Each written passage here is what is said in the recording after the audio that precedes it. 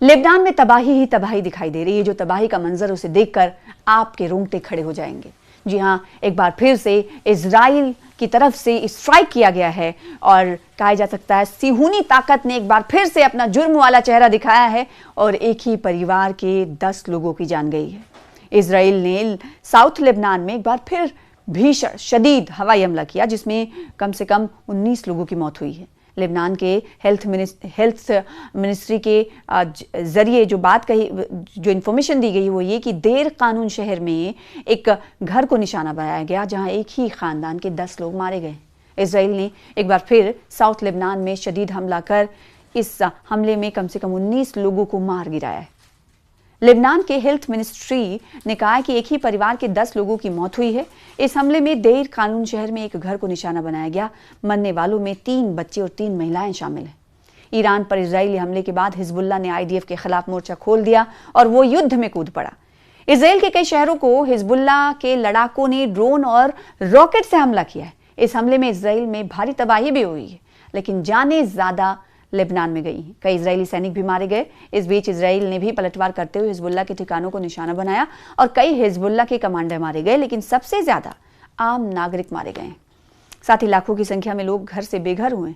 Cease fire पर क्या आपको मालूम है कि दोनों मुल्कों के दरमियान यानी लेबनान और इसराइल के दरमियान सीज फायर लागू है, लेकिन उसके बावजूद भी जंग जारी है। सीज फायर का मतलब ये होता है कि दोनों ममालिक की तरफ से बंदूकें नहीं चलेंगी और एयर स्ट्राइक नहीं होगा और मिसाइल्स नहीं गिरेंगे, लेकिन ऐसा होता हुआ दिखाई नहीं दे रहा। भले ही लफ्जी जंग रुकी है, लेकिन सीज फायर के हवाले से कहा नहीं जा सकता कि यहाँ पर सीज फायर का जो उल्लंघन होते हुए हर रोज देखा जा रहा है। और इस पर इजराइल ये कह रहा है कि हम लेबनान के लोगों की हिफाजत के लिए हिजबुल्लाह को टारगेट कर रहे हैं। हाल ही में ट्रंप ने लेबनान और इजराइल के बीच युद्ध विराम की घोषणा की थी। इजराइल और लेबनान ने युद्ध विराम को 45 दिनों के लिए बढ़ाने पर सहमति जताई थी। इसके बावजूद इजराइल ने लेबनान पर हमला कर दिया। दोनों स्टेक होल्डर्स के बीच बातचीत जून की शुरुआत में फिर से शुरू होने वाली है। संघर्ष विराम बढ़ाए जाने के बावजूद इजराइल और हिजबुल्लाह के बीच रुक रुक कर गोलीबारी जारी है, खासकर साउथ लेबनान में। इजराइल का कहना है कि वो हिजबुल्लाह को निशाना बना रहा है। जैसा कि आपसे कुछ देर पहले हमने आपको बताया कि इजराइल ये कह रहा है कि हिजबुल्लाह जो कि एक टेररिस्ट ग्रुप है, हम उसे निशाना बना रहे हैं और इसमें आम लोगों की भी मौत हो रही है। हालांकि इन हमलों में आम नागरिक जिनमें महिला और बच्चे भी मारे जा रहे हैं। ईरान पर इजराइल का हमला के हवाले से भी आपको जानकारी देना जरूरी है। गौरतलब है कि ईरान पर हुए इजरायली अमेरिकी हमले के दौरान ईरान के supreme leader Ayatollah Ali Khamenei शहीद हुए थे। इसके अलावा इस संघर्ष में उनके कई सहयोगी भी मारे गए थे। तो उस वक्त हमने देखा था कि हिजबुल्लाह ने भी इजराइल पर ईरान के समर्थन में वॉर करना शुरू कर दिया था। इजराइल की सुरक्षा परिषद के प्रमुख अली लारिजानी की भी हत्या कर दी गई थी।